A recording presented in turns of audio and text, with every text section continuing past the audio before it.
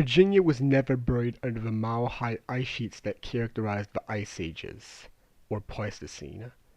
The southernmost extent of the glaciers buried New York and reached Ohio and Pennsylvania, but spared Virginia. Perhaps as a good thing for the people who lived there, the area proved to be hospitable for prey.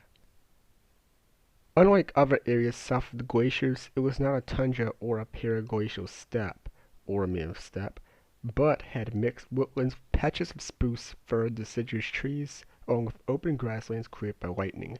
Wild game may have been limited on windswept mountain tops or mountain slopes, but river valleys in Virginia were filled with pines and deciduous trees, suitable for game.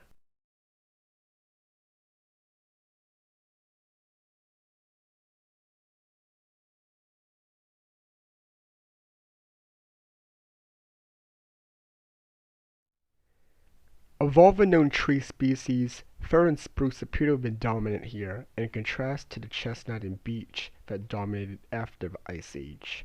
The aforementioned mastodon did live in the forest, foraging as a browsing animal, unlike the mammoth.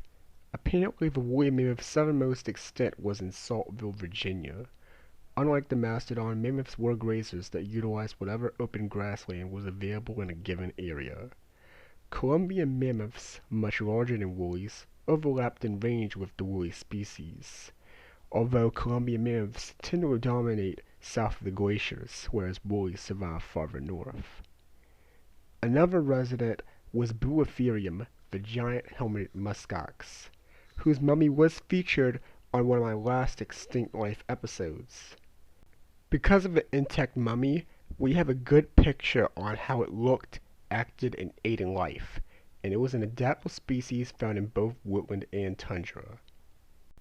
Wild horses were present in open areas, spending their time grazing and escaping predators who could be very large.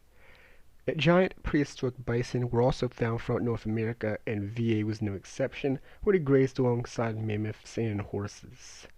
Giant ground sloths were an imposing sight, their impressive claws once mistaken to be a lion's by Thomas Jefferson. Woodland caribou remains have been identified in Virginia as well, but they've been found much farther south. On the predator side, there's Smilodon fatalis, the famous saber-toothed tiger, saber-toothed cat, giant American lions, Panthera atrox, grizzly bears, and giant and lesser short-faced bears, wolves and wolverines, the giant jaguar or Panthera onca augusta, which live throughout North America, people, Homo sapiens, then the direwolf, and a Cylindyrus, which turned out to not be a wolf at all, but from a South American lineage. Overall, conditions like this are thought to have been dominant over much of Virginia and surrounding nearby states south of the glaciers.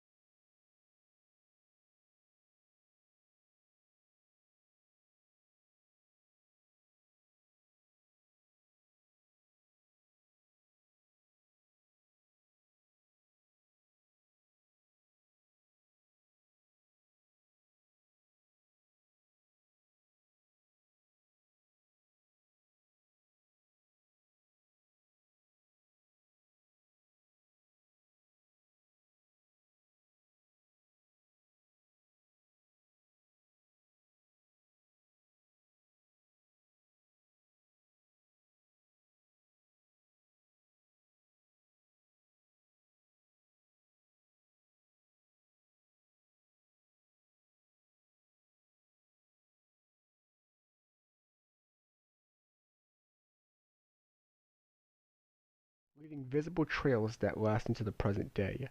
The Carolina parakeet was one of the more common and colorful species by the 19th century, but relentless logging spelled their extinction.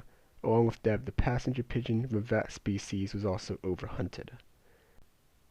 The lost ecosystem probably warrants its own video, but that will probably have to come later. Anyway, relentless Confederate logging eventually brought an end to these ecosystems, and they might be gone for good. But eventually, land, especially national parks, start to recover, so the old growth forest may possibly return in the distant future.